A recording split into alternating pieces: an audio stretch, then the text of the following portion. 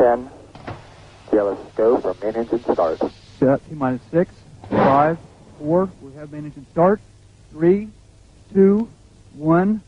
Booster ignition and liftoff of Columbia on a life sciences mission for Earth and space. Houston's now controlling. 3 good engines at 100%.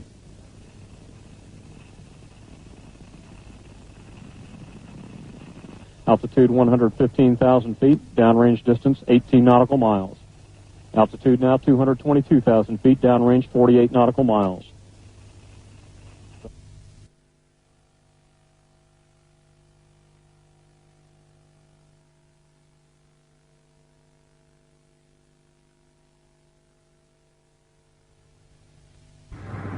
T-minus 10 seconds.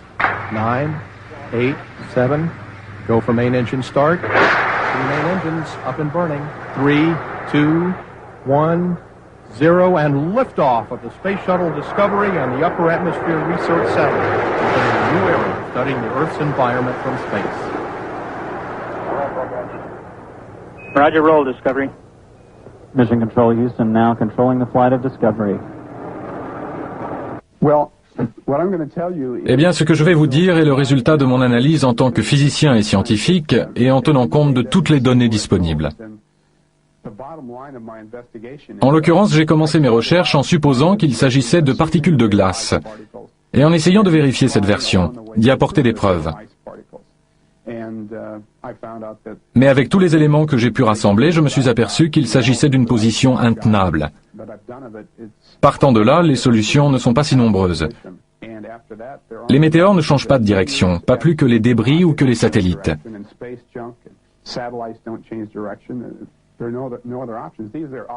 Les objets sont clairement au-dessus de la zone d'ionisation. Ils bougent dans l'espace.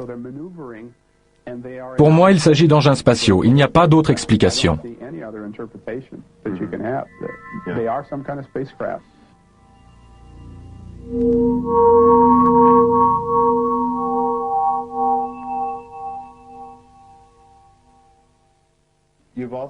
Vous avez, je crois, analysé le film de la mission NASA STS-48. Oui, tout à fait. Pourquoi s'appelait-elle comme ça? Parce qu'il s'agissait de la 48e mission? Je ne suis pas vraiment tout à fait sûr. C'est peut-être la 48e mission, mais elles ne se suivent pas forcément dans l'ordre. Alors je trouve cela un peu déroutant, mais je suis sûr qu'il y a une bonne raison à ça. Sur ces images, on dirait des particules de glace qui ressemblent à des engins. Quote unquote. Yeah, that's right. Yeah, the anomalous objects, I guess we'll call. Est-ce qu'il s'agit d'engins contrôlés par une intelligence? Eh bien, ce que je vais vous dire est le résultat de mon analyse en tant que physicien et scientifique et en tenant compte de toutes les données disponibles. En l'occurrence, j'ai commencé mes recherches en supposant qu'il s'agissait de particules de glace et en essayant de vérifier cette version, d'y apporter des preuves. Mais avec tous les éléments que j'ai pu rassembler, je me suis aperçu qu'il s'agissait d'une position intenable. J'ai 4 preuves différentes qui sont pour moi concluantes, qui montrent que ces objets ne sont pas des particules de glace. Et donc je trouve assez dur de défendre cette position quand on va au fond du problème et qu'on analyse les choses scientifiquement et avec des calculs. Bien sûr qu'on peut parler d'un point de vue général et qualitatif de leur aspect. Et peut-être que ce sont des particules de glace. Et on a vu dans le passé des particules de glace et toutes sortes de choses. Mais quand on se met vraiment à aligner des chiffres, moi, je ne peux en aucun cas l'affirmer. Si j'étais un scientifique de la NASA et qu'on me confie cette tâche de prouver que ces objets sont des particules de glace, je serais obligé d'aller trouver mes supérieurs et je dirais « C'est absolument impossible, j'ai échoué, je ne peux pas le faire. » Et les éléments dont je dispose laissent fortement penser que cela ne peut pas être des particules de glace.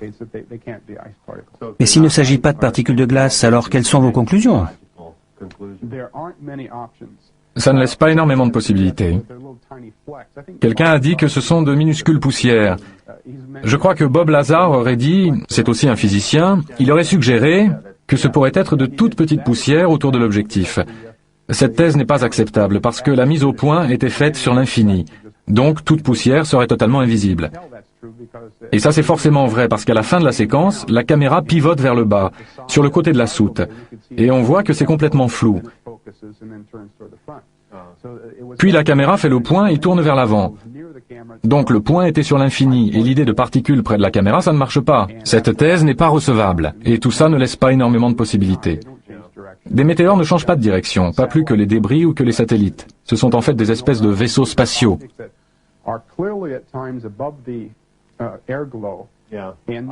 En dehors de l'atmosphère.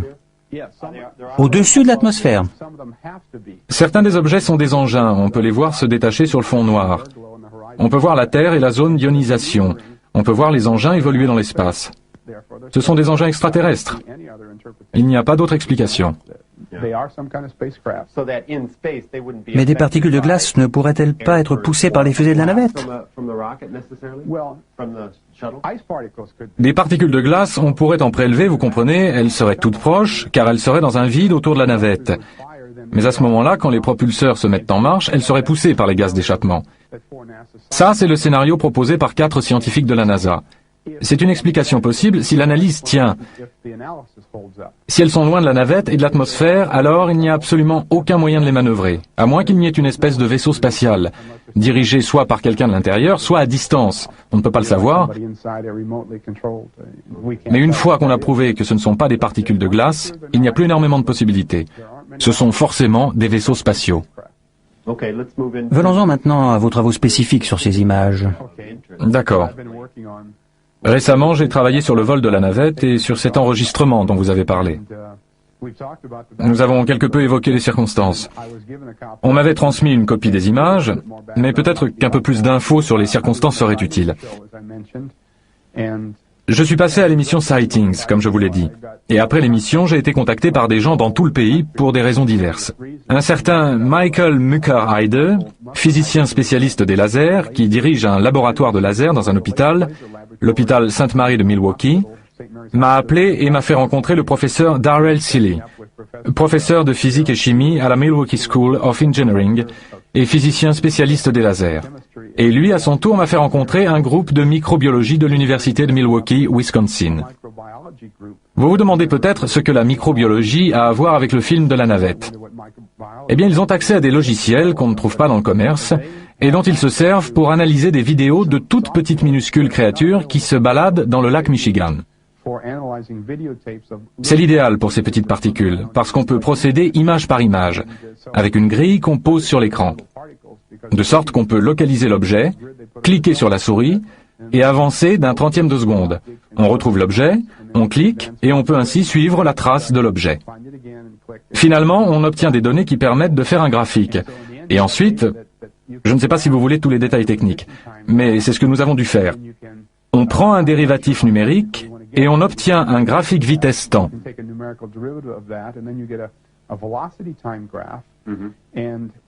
Et puis j'ai eu la possibilité de faire quelque chose que je crois vraiment unique et qui m'aide beaucoup pour obtenir des données supplémentaires. On a un écran de télévision en 2 dimensions.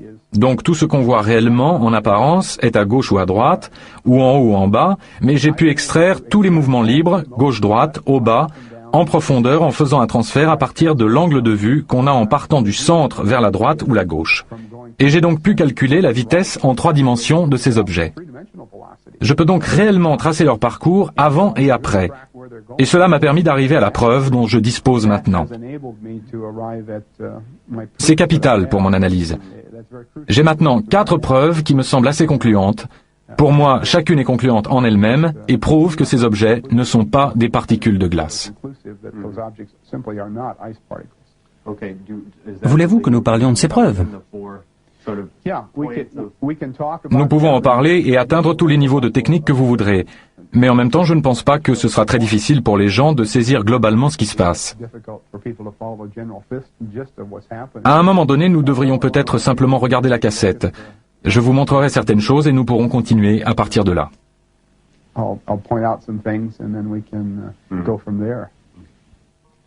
Voilà ce que nous cherchons quand nous regardons simplement la vidéo. Ici, il y a une ligne qui est en fait la zone d'ionisation. On pourrait la confondre avec l'horizon, mais elle est en fait entre 60 et 90 km au-dessus de l'horizon. L'horizon, ce sera une très légère ligne qui apparaît juste à cet endroit. Alors, il y a plusieurs objets qui nous intéressent. Il y en a 2 là en bas qui ne sont pas grand-chose. Ils descendent et j'ai fait une croix à l'endroit où le flash se produit. Celui-ci continue simplement. Celui-ci continue. Celui-là remonte d'un coup et flotte vaguement avant de disparaître. Donc il n'a rien de très significatif pour ce qui nous intéresse. Nous avons un objet lent qui dérive très lentement, puis il y a le flash, et il remonte vers le haut et à gauche. Nous avons un objet rapide qui s'introduit ici dans l'ensemble, et au moment du flash, il réagit en allant vers le haut et à gauche, comme si vous voulez bien laisser votre imagination vagabonder, comme s'il voulait rencontrer celui-là qui remonte. Et ça, c'est bien sûr l'objet qui nous intéresse principalement. Il apparaît au-dessous de l'horizon, de ce côté-ci de la Terre. Donc malheureusement, nous ne pouvons pas le placer sur l'horizon. Et puis il remonte, et au flash, il réagit en allant vivement en haut vers la droite, là. 3 secondes plus tard, on voit une traînée qui se déplace à l'endroit où il était. Une deuxième traînée peu après, qui se déplace dans la région où était l'objet lent et l'objet rapide. Et puis ceci, que j'appelle le deuxième objet, se déplace lentement vers le haut pendant un bon moment lors du flash, puis réagit en allant vers le haut et à droite. C'est donc à tout cela qu'il faudra faire attention quand nous regarderons la cassette. Okay, ready? Yeah. All right.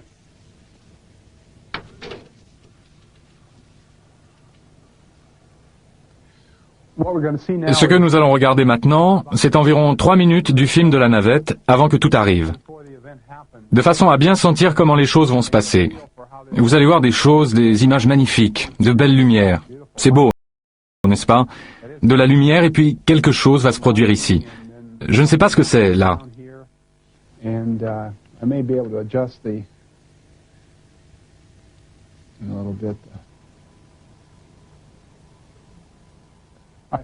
Voilà approximativement la zone où tout s'est déroulé. On dirait une ville ou quelque chose comme ça. Ça, c'est l'extrémité de la zone d'ionisation. Et l'horizon est juste là. Si vous regardez bien, vous le verrez. L'horizon de la Terre est en fait là. On voit l'étoile qui descend dans la zone d'ionisation. Là, c'est l'horizon maintenant. Et elle disparaîtra en atteignant la surface de la Terre. Et vous voyez le flash. Nous allons regarder les événements comme ils se produisent, puis nous regarderons encore une minute, et ensuite la caméra fera un panoramique vers le bas. Nous verrons le côté de la navette, puis elle zoomera vers l'avant. C'est comme ça que j'ai pu localiser la caméra, savoir quelle caméra était en service. Là, nous avons un peu de son.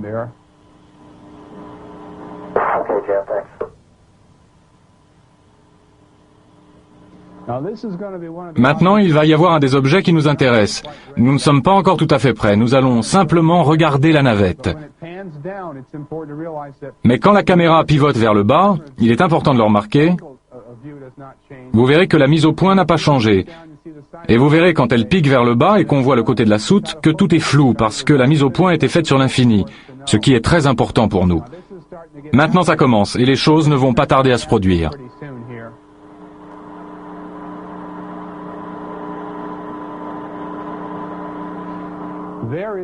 Voilà l'objet numéro 2 qui remonte et qui passe comme ça. Ça, c'est quelque chose que nous devons observer. Il surgit un peu plus tôt. Il y a encore un drôle d'objet là en bas. Mais vous remarquerez que celui-là ne fait que grimper doucement, ici. Et vous en verrez quelques autres qui dérivent là-bas.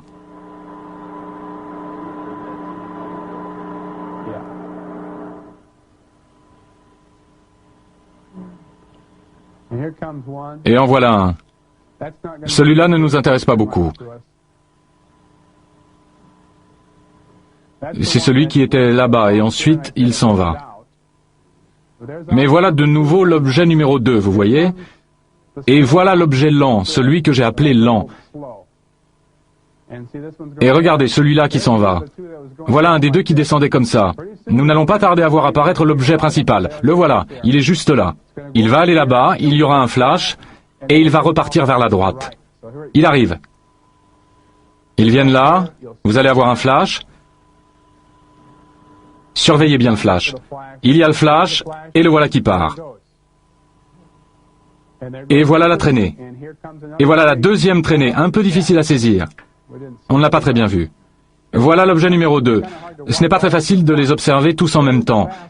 L'objet rapide, celui-là, je ne l'ai même pas regardé. Mais il est entré, il a traversé. Voilà le lent. Lui aussi, il monte comme ça. Et en voilà encore quelques-uns dont j'ai parlé, qui sont un peu trop rapprochés là pour qu'on puisse les analyser. Et dans à peu près 65 secondes, la caméra va pivoter et je vous indiquerai comment ça se passe au moment où nous le verrons.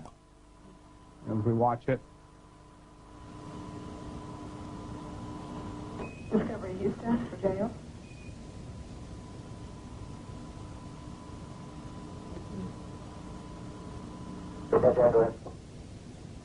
Morning, JO. We predict the maneuver to the supply water dump attitude will take about 15 minutes, and in order to start the dump on time, we'd like you to do that maneuver now.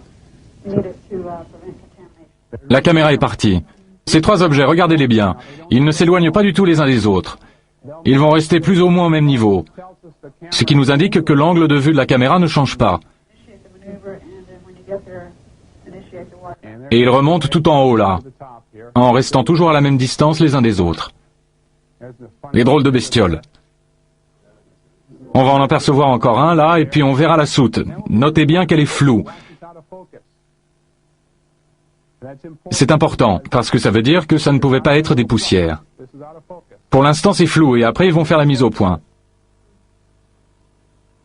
Voilà, ça devient net. Donc, des petites poussières devant la caméra, ça ne marche pas. Maintenant, on va avoir un panoramique, et vous remarquerez que l'angle de vue ne change pas du tout.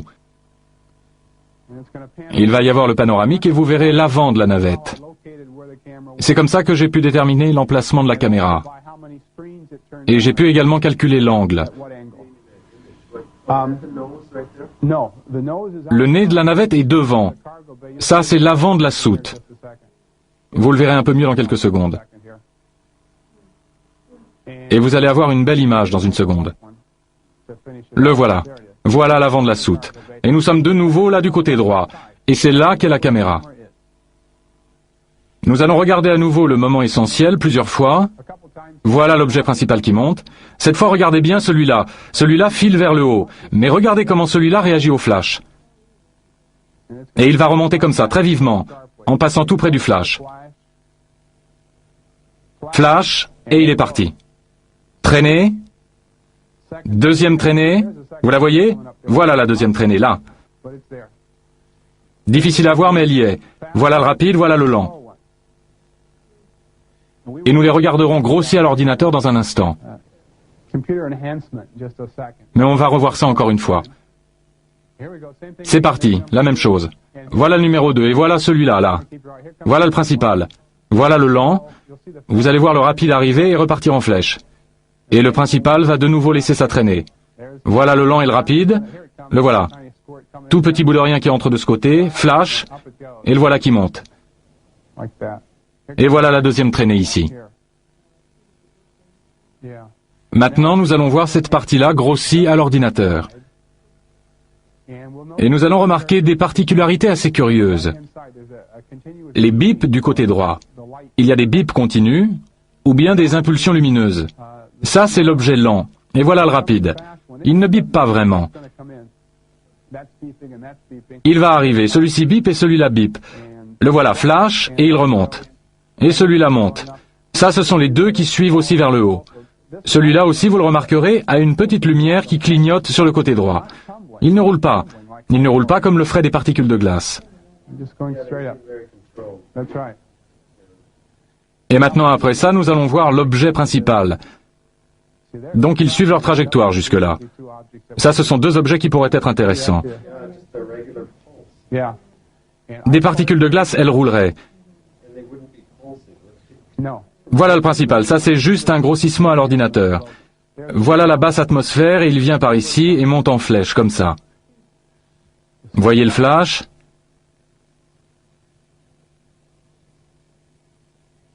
Il part et il sort.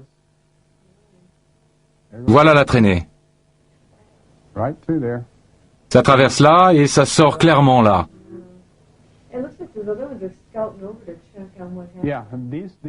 Et ils sont tous venus de cette direction. Celui-là aussi remonte. Vous voyez les voilà. Ça c'est le rapide, voilà. Et c'est à peu près tout. Je crois qu'il est important de noter qu'il y a 4 scientifiques de la NASA à qui on a demandé de regarder cette cassette et de donner leur avis. Et il faut se rendre compte, c'est important, qu'ils ont sûrement fait leur travail et qu'ils l'ont bien fait. On les a sans doute tirés de leur routine habituelle et on leur a simplement demandé de visionner un film. On ne leur a pas demandé d'en faire une analyse scientifique, écran par écran, ni rien qui ressemble au travail que j'ai fait. Simplement de regarder, de trouver une explication plausible. C'est ce qu'ils ont fait et ils l'ont très bien fait.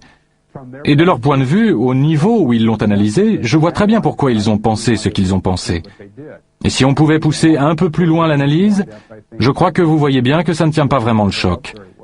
Je ne pense pas qu'il faille considérer ça comme un conflit, nous contre la NASA. Pas du tout. On peut espérer que les scientifiques de la NASA s'intéressent au problème et que nous sommes tous des habitants de la planète Terre qui cherchons à comprendre ce qui se passe. Et tout scientifique digne de ce nom devrait avoir envie d'étudier ça un peu plus profondément. Et c'est ce que j'ai essayé de faire. Oui, regardons un peu la navette. Où les caméras sont-elles fixées? Voici la navette et voici la soute. Et les portes là s'ouvrent bien sûr. Et il y a plusieurs emplacements possibles pour la caméra. Une possibilité, c'est le centre de la navette, ici. Une autre serait sur le bras qui se déplie.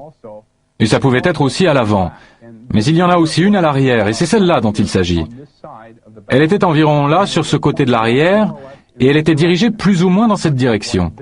Dirigée vers le haut, comme ça. Donc si ça, c'est le point mort, et que l'objet qu'on voit dans le film est là, alors si ce sont des particules de glace, ça veut dire qu'elles volent plus ou moins quelque part par là. Si ce sont des particules de glace. Et celle qu'on voit sur la droite serait un peu plus par là. Mais globalement, la zone concernée se trouve en haut de ce côté de la navette, en allant par là. S'il s'agit de particules de glace, j'ai calculé qu'elles devraient être environ à 30 mètres au-dessus des fusées de correction d'attitude. Ce qui les placerait, la navette fait environ 6 mètres de largeur, à 30 mètres. Soit à peu près par là. Donc si ce sont des particules de glace, l'objet principal serait quelque part par là. Il faut bien garder cela présent à l'esprit quand nous chercherons laquelle des fusées de correction d'attitude a pu servir, parce que ça part comme ça. Donc celles-ci sont évidemment hors jeu parce que ça ne peut en aucun cas avoir été celles qui sont à l'avant. Donc les autres possibilités, c'est qu'il y ait d'autres fusées de correction d'attitude par là, de ce côté-là, et la même chose de l'autre côté. Je pense qu'on peut raisonnablement supposer qu'elles seraient placées ici parce que les objets sont là et que celui-là remonte dans cette direction. Donc c'est ce groupe-là qui doit être responsable.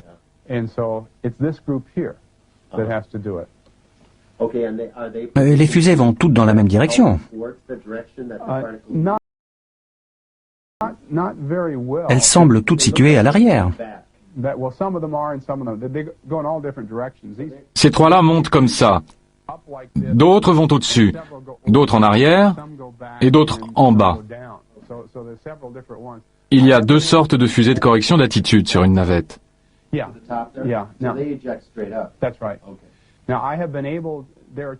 y a deux sortes de fusées de correction d'attitude sur une navette. Les fusées normales et les fusées Vernier, qui sont beaucoup moins puissantes. Les fusées normales ont une poussée d'environ 870 livres, et les Vernier ont une poussée d'environ 24 livres. Quand une fusée normale s'active, n'importe laquelle de ces fusées normales, la navette elle-même réagit en tournant d'un côté ou de l'autre. C'est à ça qu'elles servent.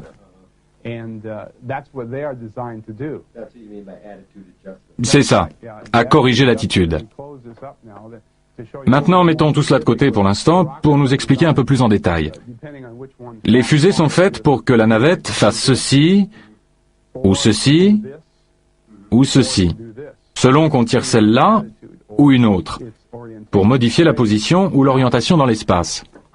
Alors j'ai des chiffres que m'a fournis James Oberg sur le degré de rotation ou l'accélération angulaire que produit chaque fusée de correction d'attitude.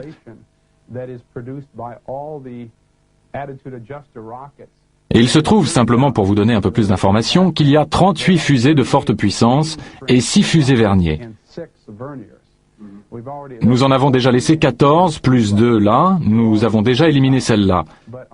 Mais de chaque côté, il y a encore 12 normales et 2 Vernier ici et ici. Et je sais dans quelle direction celle-là s'active. Mais si on considère l'accélération produite par les fusées de correction d'attitude normale, et vu que le film continue 65 secondes après que l'objet est remonté en flèche, on peut calculer de combien de degrés l'image aurait dû tourner. Et il se trouve qu'il aurait dû y avoir une rotation de 6 degrés environ, ce qui serait nettement visible dans l'image de la navette. Comme il n'y a aucune rotation de l'image, cela élimine les 24 fusées principales, et ça ne laisse que 2 verniers ici et 2 verniers là. Il faut que je vous montre les images pour vous faire voir à quel point l'image aurait changé du fait de cette rotation. Je vais vous la montrer. Voici un schéma simplifié, sans les objets secondaires. Voici notre objet principal qui arrive. Voilà le flash et il file dans cette direction. Et voilà le numéro 2 dont nous avons parlé, qui arrive et qui file aussi vers le haut, comme ça. Ça, c'est l'extrémité de la zone d'ionisation. L'horizon est là, mais ce qu'on voit, et qui ressemble à l'horizon sur les images, est en fait le haut de la zone d'ionisation. Je vais vous montrer un autre schéma. Ça, c'est ce qu'on a en réalité, et ça, c'est ce qu'on voit pendant toute la durée. Les 65 secondes après qu'il remonte. C'est ici qu'aurait été la zone d'ionisation si l'une des fusées principales s'était activée. Il se serait déplacé de là à là. Et ce n'est clairement pas ce qui se passe. Parce que si nous revenons à la navette, disons que cette fusée de correction d'attitude part dans cette direction. Ça va provoquer une rotation de la navette dans ce sens. Et la caméra tourne aussi. Donc on peut calculer ce qui se passerait. J'ai parlé de 6 degrés. 6 degrés, ça fait ça. Et ça, évidemment, ça se remarquerait. Et ça n'est pas ce qui se passe. Ce qui nous permet d'éliminer 38 fusées. Et il ne nous reste que les 6 fusées verniers.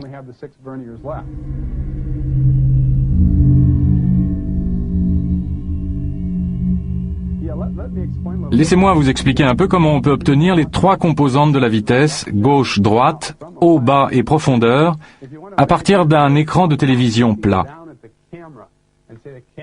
Si vous voulez bien imaginer que nous sommes au-dessus et que nous regardons la caméra. Et vous voyez, la caméra est ici, et elle regarde dans cette direction. Donc le milieu de l'image caméra se situe sur cette ligne. Et quand on regarde dans la caméra, on peut tirer un trait là. C'est là que se trouverait l'écran de télévision. Et quand on regarde dans cette direction, la gauche et la droite sont vraiment à gauche et à droite. Mais regardez ce qui se passe, et c'est là l'idée clé. Regardez ce qui se passe quand on regarde par là.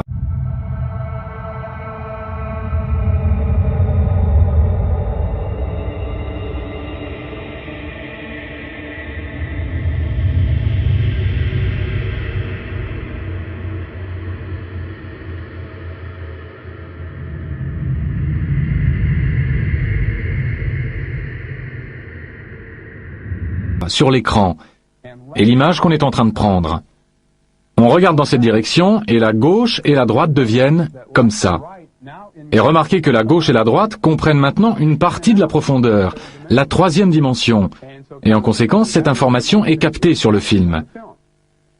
Donc, s'il existe un moyen d'extraire cette information du film et de la quantifier, alors on peut obtenir le mouvement en profondeur, en largeur et en hauteur.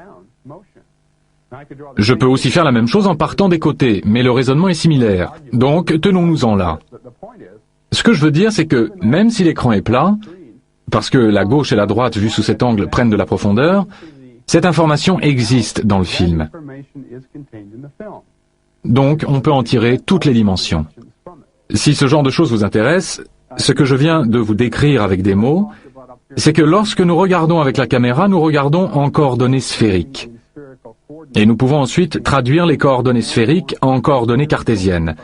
Et c'est comme ça que nous obtenons la 3e dimension. Ce sont ces formules qui interviennent là pour la gauche et la droite. Pour la caméra de télévision, l'équation est celle-ci. C'est ce que nous voyons et cela contient les 2 composantes. Là, c'est pour la hauteur, c'est la même chose.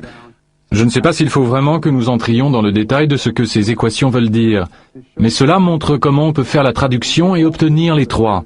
Vous voyez, là, il y a le X, Vx, Vy et Vz. Donc si on résout toutes ces équations, on obtient les 3 composantes. Et c'est comme ça que ça marche. Et ça vous permet de décrire le mouvement de l'objet en 3 dimensions. Exactement. On n'est plus limité à un écran plat. On sait exactement où vont les choses dans l'espace.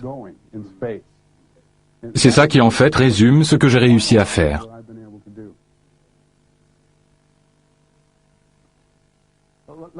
Je voudrais vous montrer quelques graphiques que j'ai faits une fois que j'ai obtenu ces données par les gens qui étudiaient cadre par cadre la position de l'objet principal.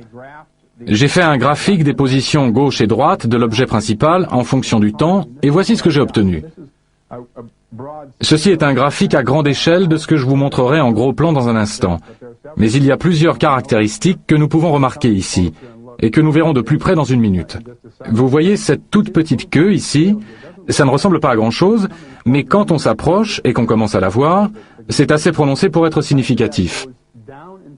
Mais le fait que ceci descende et aille vers la droite signifie que l'objet principal sur l'écran se déplace vers votre gauche, comme vous l'avez vu dans la vidéo.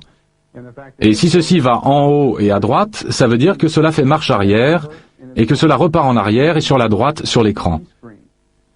Et si nous voulons croire que cette chose est une particule de glace, si nous regardons ce graphique, nous sommes face à un très gros problème. Ce que fait l'objet sur cette ligne ne monte ni ne descend, ce qui veut dire qu'il s'est arrêté net sur sa trajectoire, et qu'il s'est arrêté pendant une bonne demi-seconde. On peut se poser la question de savoir quand le flash a eu lieu. Quelque part par là, bien sûr. Donc, si on a le scénario flash, puis les gaz d'échappement, et puis la particule de glace qui se déplace, alors il faut nécessairement une séquence en 3 temps. Il faut qu'il y ait d'abord le flash, puis un certain laps de temps, et puis l'objet doit soit s'arrêter, soit accélérer dans la direction opposée. Il ne peut pas s'arrêter avant le flash. D'accord ? Vous dites qu'il s'arrête net? Il s'arrête net dans l'espace pendant une demi-seconde. Et s'il n'y a pas d'explication rationnelle pour cela, un engin ne pourrait-il pas faire cela? Oui, si c'est un vaisseau spatial, il pourrait bien sûr actionner les freins. Mais si c'est une particule de glace, on a un vrai problème. Regardons d'un peu plus près. J'ai marqué là l'endroit où le flash se produit. Et il y a aussi un flash avant qui est un peu dur à voir sur le film original quand on le regarde simplement. Mais les gens de Milwaukee l'ont tiré pour moi. Il y a eu un minuscule flash avant et ensuite le flash lui-même. Et les deux n'ont pas la même durée. Ce sont des données brutes, pas du tout traitées. Voilà l'arrêt, juste là. Le flash d'avant a eu lieu en fait au moment où l'objet bouge vers la gauche. Alors on se demande à quoi rime cette thèse des particules de glace si le pré-flash a arrêté l'objet et qu'il est resté planté là. Donc c'est une fusée qui fait un flash et qui l'arrête. Et après on a le vrai flash qui va ensuite le pousser. Eh bien, premièrement, ce serait une coïncidence extraordinaire que le pré-flash le pousse juste assez pour l'arrêter. Ça pourrait peut-être le ralentir ou le pousser dans l'autre sens, mais si cela se produisait, ce serait vraiment une coïncidence extraordinaire. Mais de plus, en utilisant l'analyse que je vous ai expliquée auparavant, en extrayant les 3 composantes de vitesse, j'ai trouvé dans quelle direction l'objet allait avant le flash.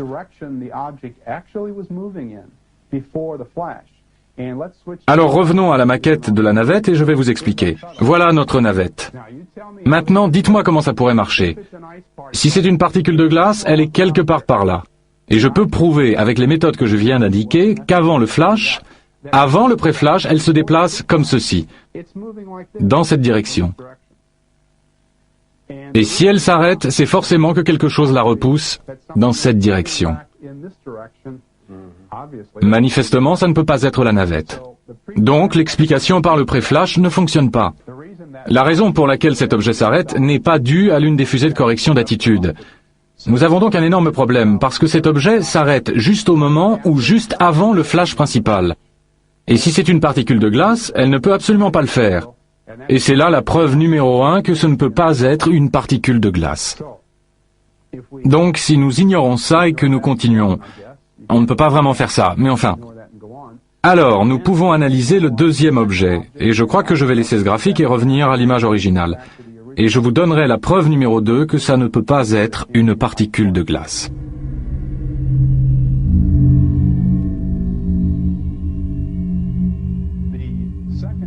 La deuxième preuve est sans doute le mieux illustrée par une analogie. Imaginez un instant qu'il y a là une graine de pissenlit qui flotte par là et que je souffle dessus. Si je souffle dessus, elle va directement s'éloigner de ma bouche. Et si je cherche à trouver l'emplacement de ma bouche en étudiant la trajectoire du pissenlit, je dois dessiner une ligne qui passe par son point de départ et qui suit son trajet. Et si je prolonge cette ligne, Ma bouche se situe quelque part dessus. Sans parler de ce qui se passe si j'ai deux pissenlits qui flottent là-bas et que je souffle sur les deux. Alors ils s'éloignent tous les deux de ma bouche. Et si je cherche à savoir où est ma bouche, je peux le faire en traçant les deux droites sur lesquelles ils se déplacent. Et à l'endroit où ces droites se croisent, c'est là que se trouve ma bouche. Donc je peux découvrir où se situe ma bouche. C'est la même chose pour les fusées de correction d'attitude. Quand elles entrent en action, si ces choses étaient vraiment des particules de glace plantées là, alors elles devraient s'éloigner de la fusée de correction d'attitude. Donc si nous traçons leur trajectoire et que nous les prolongeons vers l'arrière, les deux lignes devraient se couper à l'emplacement de la fusée de correction d'attitude. Par contre, nous devons faire une petite rectification pour le deuxième objet, parce qu'il n'est pas tout à fait immobile. Il dérive légèrement vers le haut. Mais nous pouvons nous en rendre compte en prenant la pente de la ligne après et en comparant avec la pente avant. Ce n'est pas si compliqué, mais c'est difficile à expliquer avec des mots. Nous pouvons compenser et retirer ce mouvement supplémentaire et ensuite tracer la ligne, et cela nous donnera la vitesse ajoutée par la fusée de correction d'attitude. Donc si nous traçons ces deux lignes en les prolongeant vers l'arrière, elles doivent se croiser en un point, et ce point doit être l'emplacement de la seule fusée de correction d'attitude qui a pu provoquer tous ces mouvements bizarres. Voici un schéma de ce que je viens de vous expliquer en parlant des pissenlits. Voici notre objet principal qui arrive par là, qui repart comme ça. Nous traçons une ligne le long de cette trajectoire, et quelque part sur cette ligne doit se trouver la fusée de correction d'attitude. Ça, c'est le deuxième objet. Ce triangle, avec les calculs que j'ai faits, nous permet de retirer la vitesse qu'il avait avant,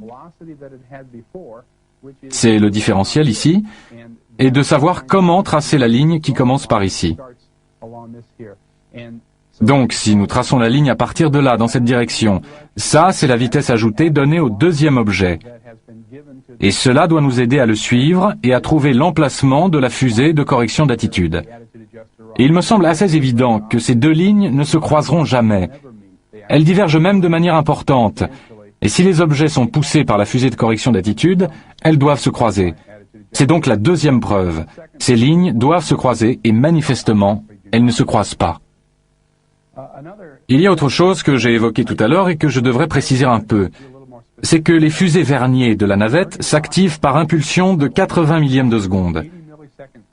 Elles peuvent fonctionner en continu, mais elles doivent fonctionner pendant au moins 1 seconde et jusqu'à 125 secondes si elles doivent fonctionner en continu. Donc les impulsions ou flashs des fusées verniers doivent durer 80 millièmes de seconde. Ceci est une courbe de lumière dont Jeff Seigno, photo-analyste du MUFON, a fait les calculs et le graphique. Vous voyez que cette impulsion croît, puis s'estompe doucement, comme ça.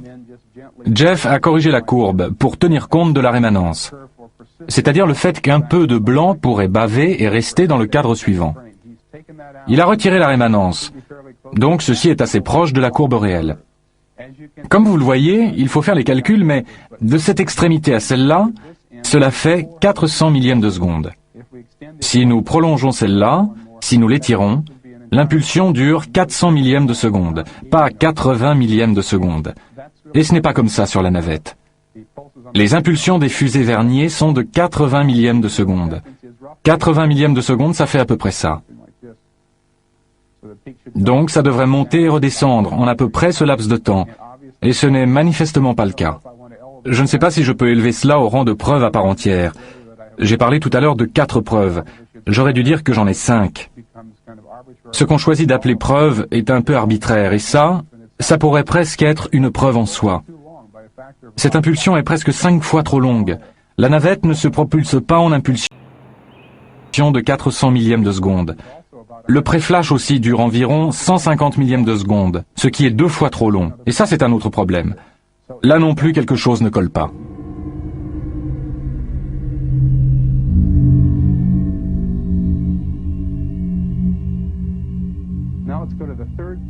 Venons-en à la troisième preuve, partant du principe que l'objet est une particule de glace.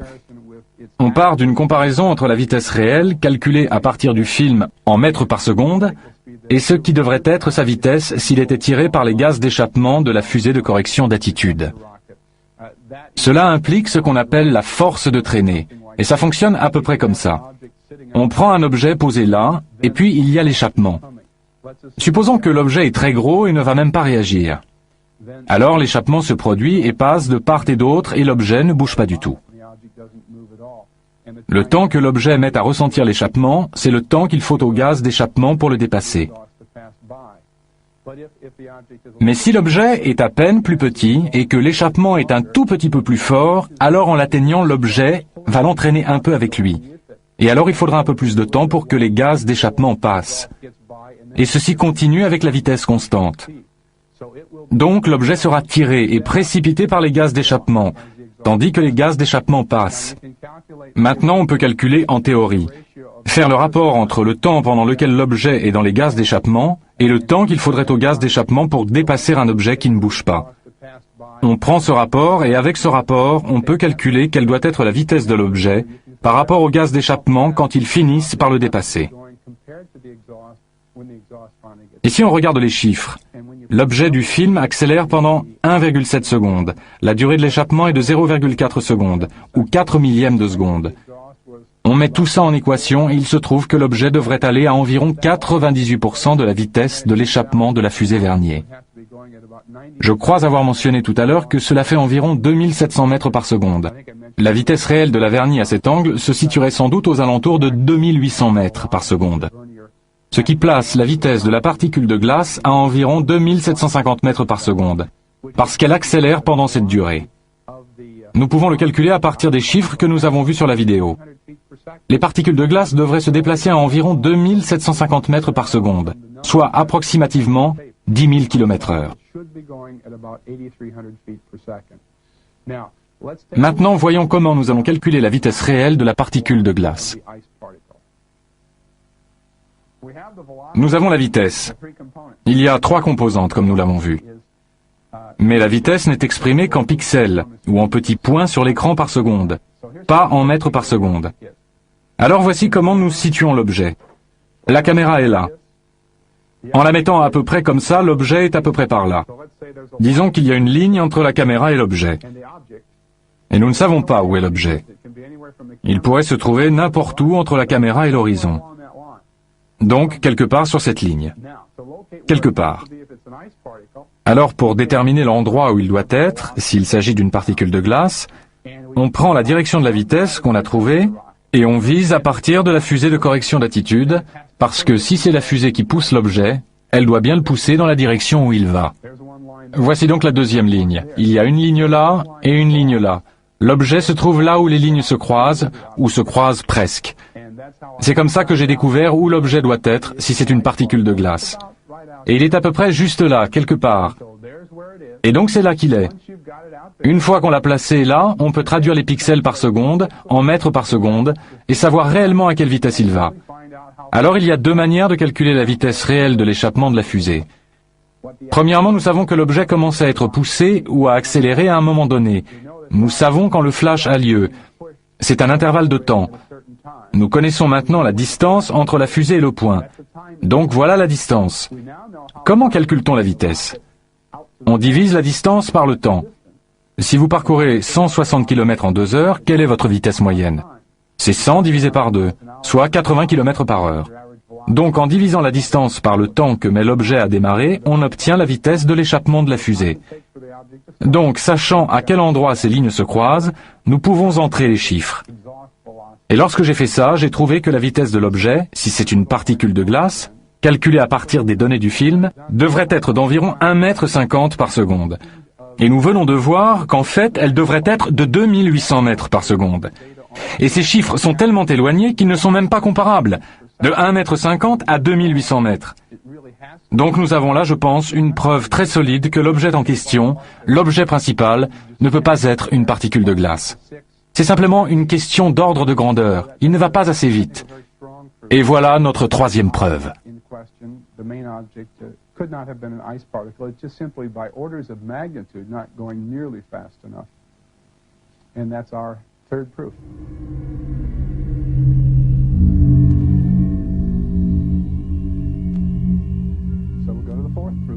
Donc passons à la 4e preuve qui est un peu plus simple et un peu plus rapide. Il s'agit du calcul de la distance parcourue par les gaz d'échappement et du temps qu'il faut à la particule de glace pour réagir. On peut presque le faire de tête. Par exemple, si vous faites 160 km et qu'il vous faut 2 heures, la vitesse moyenne est de 80 km par heure. 160 divisé par 2. Ici, c'est la même chose. L'objet est quelque part par là. La fusée vernier s'active. Et nous savons qu'il faut à peu près une demi-seconde avant que l'objet ne commence à accélérer. Si nous partons du principe que le flash provient d'une fusée vernier qui s'active, alors les gaz d'échappement commencent à sortir au début du flash. L'objet attend encore une pleine demi-seconde avant de commencer à accélérer. Ce qui signifie qu'il a fallu une demi-seconde au gaz d'échappement pour arriver là. Et comme nous connaissons la distance à parcourir pour arriver là, la distance est d'environ 20 mètres. Je crois avoir dit tout à l'heure 30, mais en fait c'est plus près de 20. Nous avons donc 20 mètres divisé par une demi-seconde. Ça fait comme 160 km divisé par 2 heures. 20 mètres divisé par une demi-seconde, cela donne une vitesse de 40 mètres par seconde pour les gaz d'échappement. Alors ceci est faux en ce qui concerne les gaz d'échappement.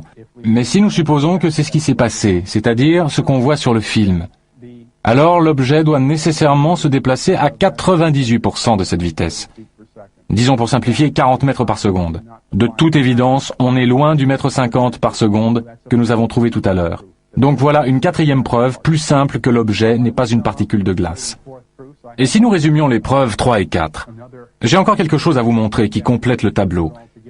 La vitesse de la particule de glace, puisqu'elle accélère pendant 1,7 secondes, puisqu'elle accélère pendant tout ce temps, doit être d'environ 98% de la vitesse de l'échappement, donc 2800 mètres par seconde. C'est obligatoire. Si on prend la preuve numéro 4 et qu'on prend la distance divisée par le temps, elle va à 40 mètres par seconde. Si on prend les données réelles et la situation à partir de la direction de la vitesse après, et aussi la ligne jusqu'à l'horizon, elle va à 1,50 m par seconde. Ces 3 chiffres devraient être identiques. Et comme ils ne le sont pas, je crois qu'on pourrait en faire 3 preuves. Je me contente de dire que nous avons 2 preuves. Encore une fois, tous ces chiffres devraient être identiques et ne le sont pas. Et donc cela ne cadre pas avec la théorie des particules de glace. Et cela résume les preuves 3 et 4.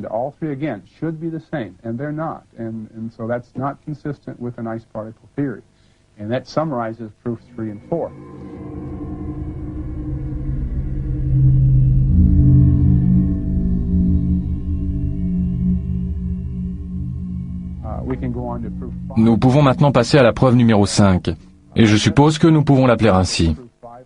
J'ai parlé tout à l'heure de 4 preuves, et que ce qu'on appelle une preuve est parfois un peu arbitraire. Mais nous pouvons probablement en faire une preuve à part entière. Si nous disons, d'accord, le mètre 50 par seconde, ça ne marche pas. Et si nous prenions la distance à laquelle elle devrait être pour qu'on ait les 2800 mètres par seconde, et qu'on voit où devrait se trouver la particule de glace dans ce cas-là. C'est un calcul assez simple, et je l'ai fait.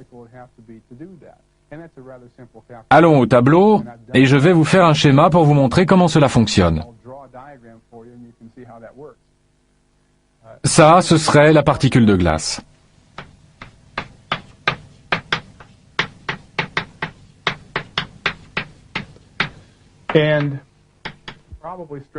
Permettez-moi de la mettre entre guillemets.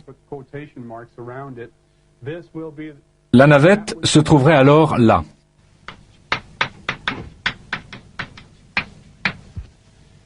Et ceci n'est en aucun cas à la bonne échelle. À cette échelle, la navette serait un point inimaginablement petit. Nous regardons d'en haut, au cas où vous ne pourriez pas le voir avec ça. En tout cas, au bout du compte, si nous plaçons la particule de glace là où elle devrait se trouver pour avoir une vitesse de 2800 mètres par seconde, cela fait un peu plus de 35 km.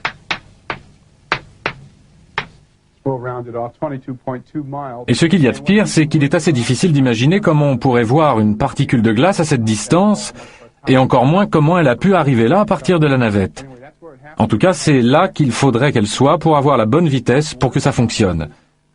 Et le pire, souvenez-vous que nous savons dans quelle direction va l'objet après le flash, et cette direction c'est vers le haut, quelque chose comme ça. Et si on fait le tracé en sens inverse, on trouve que la fusée de correction d'attitude devrait se trouver ici, c'est-à-dire un peu moins de 24 km au-dessous de la navette.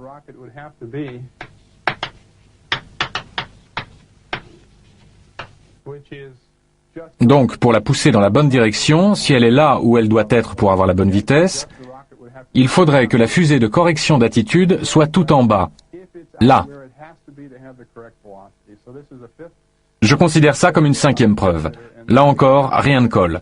En fait, je crois que nous devrions résumer toutes les preuves et voir comment tout ça s'organise. Donc, il se passe là quelque chose d'assez incroyable. Et une chose dont je n'ai pas encore parlé, parce que je me suis efforcé d'expliquer les choses en termes de particules de glace, c'est que, nous l'avons vu tout à l'heure dans la vidéo, en visionnant la cassette, il y a deux traînées qui traversent là.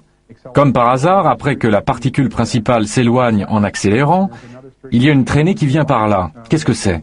Et il y a une autre traînée qui vient là à droite, là où se trouvaient d'autres particules au moment où elles ont accéléré. Et le fait qu'il y ait eu deux flashs, un pré-flash et un flash, forme une sorte de coïncidence avec ces deux traînées. Et donc je ne dis pas vraiment ce qu'elles sont, je n'ai aucune preuve indiquant ce qu'elles sont. Mais une interprétation possible est certainement que ce sont des missiles. C'est ce que certaines personnes ont dit. Mais peut-il s'agir vraiment de missiles, des missiles en dehors de l'atmosphère? Oui. Oui, certains ont suggéré que ce serait des lasers. Ça ne peut pas être des lasers. Les lasers vont immédiatement d'un point à un autre. Donc on pourrait donner des interprétations intéressantes. Would a rocket appear like that, though? Well, it would have a contrail, I think. It could have a contrail. So that's probably what's being seen, not the rocket itself. Yeah, but the, that's right. Yeah. If that's the case. Sure, that's right. So there are interesting interpretations that you can have. So there's no other. Il n'y a pas d'autre explication possible pour les traînées? Vous savez, je ne peux pas affirmer cela de façon définitive. Savez-vous si les spécialistes de la NASA ont commenté ce point? Les 4 scientifiques qui ont visionné ce film et qui ont dit que les objets étaient des particules de glace n'ont pas fait de commentaires sur les traînées. À mon avis, c'est un oubli étrange. À ce stade, nous pouvons tous donner une interprétation. Moi, mon propos, c'est que je me suis attaché à prouver d'une manière ou d'une autre que ces objets sont ou ne sont pas des particules de glace. Et je suis à peu près convaincu que ce ne peut pas être des particules de glace. Et cela jette un beau pavé dans la mare. Qu'allez-vous faire maintenant que vous avez collecté toutes ces données et que vous possédez un matériel de présentation très riche? Eh bien, je vais intervenir lors d'autres conférences, avec peut-être un peu plus de diffusion dans la mesure où les conférences sont en partie subventionnées par le Fonds pour la recherche sur les ovnis. Et je dois faire un rapport final et ils le diffuseront aussi. Oui, il y a quand même quelque chose qui m'intrigue dans tout ça. La NASA doit bien savoir quelque chose sur ces objets. Oui ou non? Ils doivent bien avoir une idée. Je voudrais clarifier. Nous ne faisons que spéculer, mais dans ce cadre-là, je vais spéculer si vous voulez. On pourrait penser qu'ils savent qu'il se passe quelque chose de bizarre. À moins qu'ils s'en fichent un peu. On ne peut pas réfléchir à la place des gens. Je suis sûr que certaines personnes regarderaient ça et diraient que ça doit être des particules de glace. Avez-vous été récemment en contact avec eux et connaissez-vous un peu ces scientifiques? J'ai passé l'été 1991 au Marshall Space Flight Center à étudier la surface du Soleil et ses composantes. Et les gens que j'ai rencontrés sont en général de bons scientifiques, des gens très intelligents. Ils rentrent chez eux le soir et ils regardent la télévision, je ne sais quoi, et pour la plupart, ils ne s'intéressent que de très loin aux ovnis. Le terme ovni n'a pas été prononcé de tout l'été où je suis resté là-bas. Donc je comprends aisément que des gens n'aient même pas envie de penser une seconde que ce puisse être des ovnis, et qu'ils disent, eh bien, des particules de glace, ça me va. Donc, si je comprends bien, pour vous, l'attitude de la NASA est plus proche de celle de l'opinion publique que de celle du gouvernement. Ce n'est pas comme s'ils étaient tous là à nous cacher les choses. Loin de là. Ils sont comme nous. Ils regardent et si ça se trouve, ils se posent des questions aussi.